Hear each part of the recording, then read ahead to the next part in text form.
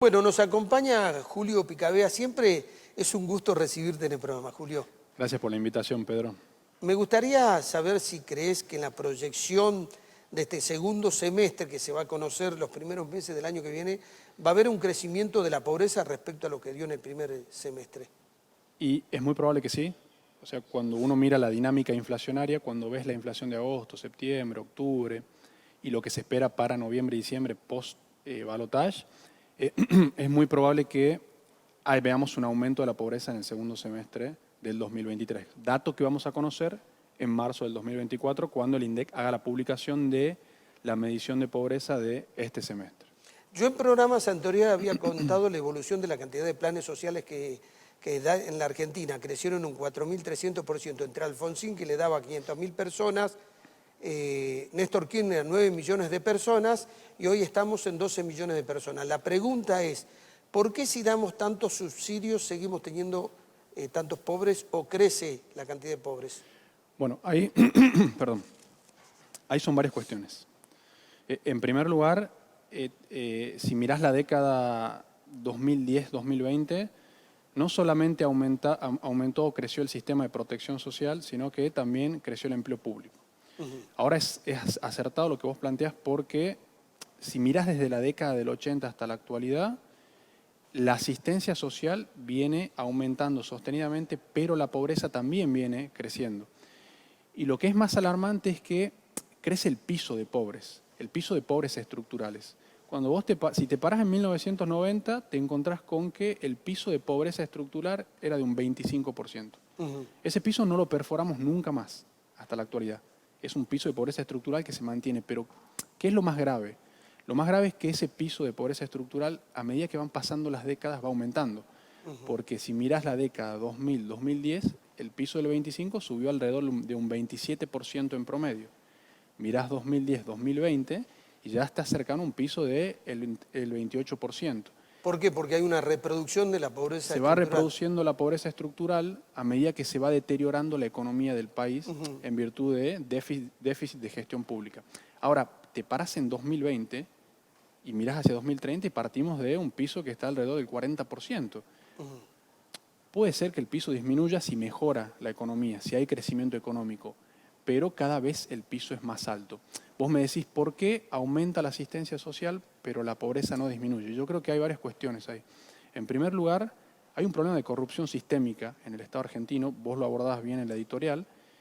Yo creo que hay un punto de inflexión en la década del 70 con el golpe de Estado. El terrorismo de Estado, además de la violencia social que causó, trajo un fenómeno que Luis Alberto Romero lo describe muy bien en un libro que se llama La crisis argentina, que es el fenómeno de la corrupción. Comienza a aparecer la corrupción como un problema sistémico en la Argentina, con pequeños actos, compra de funcionarios, empresarios que comienzan a hacer negocios con el Estado, nace la denominada patria contratista. Esas cuestiones comenzaron a quedar arraigadas en el Estado argentino, entonces hay un problema de corrupción. ¿Y qué es lo que pasa con la corrupción? En economías muy chicas, si hay mucha corrupción, si hay mucho desvío de fondos públicos, eso influye en el desarrollo social y en el desarrollo de la economía de un país. Entonces tenés un problema de corrupción, tenés un problema también de vocación de transformación social. Vemos en la dirigencia una crisis de ética en la función pública. Y en tercer lugar, creo que hay un déficit en la gestión de las políticas públicas. No se asignó bien el gasto social. Y eso se viene observando a lo largo de varias décadas y eso influye, lógicamente, en el abordaje de la pobreza, que necesita de múltiples políticas públicas para ser abordada, políticas públicas que tienen que ser de calidad y que tienen que ser sostenidas en el tiempo, porque sería hipócrita yo si dijese que la pobreza se va a poder solucionar de un día para otro. Se necesitan años de buenas gestiones de gobierno, con buenas políticas públicas que sean eficaces, es decir, que se acerquen a conseguir el objetivo que se proponen y que sean eficientes, es decir, que direccionen bien el gasto en el marco de un país que está totalmente empobrecido y un Estado que está totalmente desfinanciado. Muy interesante el relato que acabas de hacer porque hay mucha bibliografía que habla de esto, de la captura del Estado por grupos de políticos que, como entran en una dinámica de corrupción, se despreocupan de la calidad de sus políticas públicas porque igual ganan las elecciones. Entonces ellos mismos eliminan los incentivos que tendría alguien en un sistema democrático competitivo. Sí, hay un libro muy interesante que se llama ¿Por qué fracasan los países?, que se hizo muy famoso, escrito por Acemoglu y Robinson, que nace de un paper original. El libro plantea que los países que tienen democracias de calidad, democracias inclusivas, que incorporan a todos los sectores a la participación, son países que funcionan bien, pero además de tener instituciones políticas inclusivas, tienen que tener instituciones económicas que incentiven el emprendedurismo, favorezcan la inversión y el desarrollo. Hacen muy buenas comparaciones en el libro, los autores comparan Corea del Norte con Corea del Sur, y cómo estas instituciones van generando incentivos para el desarrollo. Bueno, en los países donde hay mucha concentración de poder, mucha hegemonía de poder en élites que se mantienen a lo largo del tiempo en el poder y que se financian extrayendo recursos de la población a través de una elevada presión impositiva, las sociedades tienden a empobrecerse. Yo creo que se observa un fenómeno similar en Argentina, pero ¿qué es lo que veo con más gravedad? Que comienza a aparecer un fenómeno que se denomina como la frustración relativa. ¿Qué es lo que está pasando? Muchas personas, porque en Argentina hay dos sociedades que se mueven a velocidades diferentes. Una sociedad que progresa, porque tiene acceso a educación de calidad, tiene acceso a créditos o al sistema financiero, puede financiarse, tiene acceso a las tecnologías de la información y la comunicación y puede acceder a un empleo formal. Esa es una Argentina.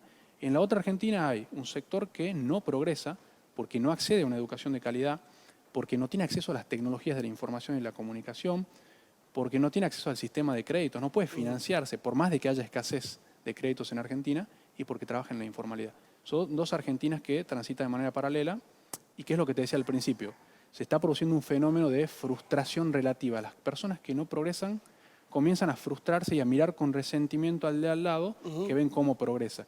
Eso altera la cohesión social, altera la calidad de la democracia y cuestiona la legitimidad del sistema de gobierno, porque si vos tenés un sistema de gobierno que está basado en un principio de igualdad y en un principio de libertad, es decir, todas las personas en el ejercicio de su libertad y su igualdad se eligen representantes para gobernar, pero hay personas que no gozan de ciertos derechos porque tienen multiplicidad de carencias, bueno, se empieza a cuestionar la legitimidad del sistema de gobierno, es lo que se está viendo en América Latina. Sí, a mí me preocupa mucho el tema de la cohesión social, siempre hablo sobre ese tema. No solo afecta al sistema democrático, sino que afecta a la economía. Porque si no hay cohesión social, a la persona que yo tomo para que trabaje y viene con resentimiento, su productividad va a ser baja. Entonces lo mío va a ser un gasto, no una ayuda. En la Argentina hay gente que dice, miren, la Argentina es como el continente europeo. La pampa húmeda de la parte central es Alemania, el resto pareciera que fuera Grecia.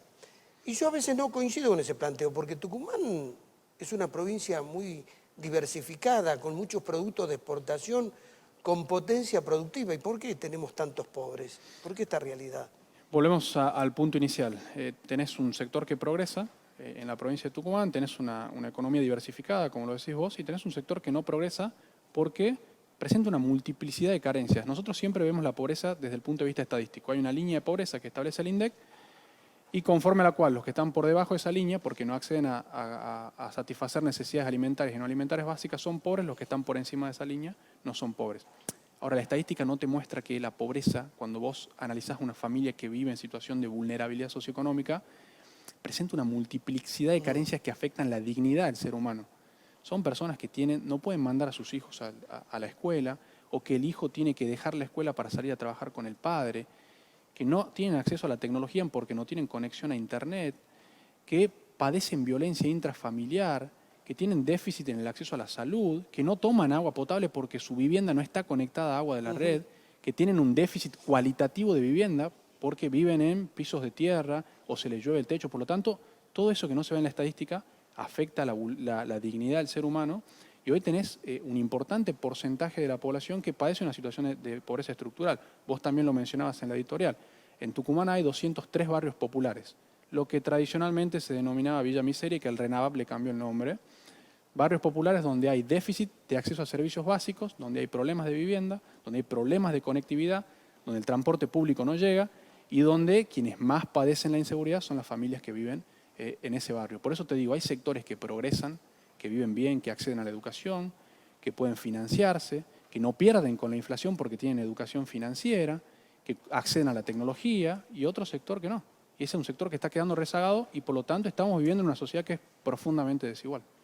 Para terminar, Amartya Sen, un autor que vos habrás leído, indio que es premio Nobel de Economía, creo que fue hace como 8 años, premio Nobel de Economía, dice en su libro Desarrollo y Libertad que hay que prestarle mucha atención al panorama que acabas de describir, que los describe textual, porque dice que hay mucho talento allí donde hay mucha pobreza, pero si la persona no tiene las condiciones sociales para presentarse en sociedad, no lo hace y se frustra. ¿Qué dice Amartya Sen? Si usted le cambia, si sus hijos pueden ir a la escuela, si puede tener una buena vestimenta, si puede vivir en una casa digna y si puede tener una calle sin tierra, seguramente esa persona se puede presentar en sociedad, tiene un talento y encontraría una forma de superar la pobreza. Exactamente. Amartya Sen habla del enfoque de las capacidades. Dice que él plantea que la pobreza es un problema de donde las personas no pueden desarrollar sus capacidades y sus potencialidades en virtud de la multiplicidad de carencias que presentan. Ahí se produce un problema de falta de igualdad de oportunidades. Por eso creo que el criterio de justicia en la sociedad actual pasa por garantizar la igualdad de oportunidades. Y a partir de ese piso, que las personas puedan llevar adelante un proyecto de vida. Habrá personas que, por mérito, puedan llegar más lejos que otras. El mérito es una desigualdad justa. La falta de oportunidades es una desigualdad injusta. Julio, como siempre, un placer tenerte en el programa. Gracias, Pedro. De esta manera nos despedimos hasta el próximo programa, que va a ser uno antes de las elecciones.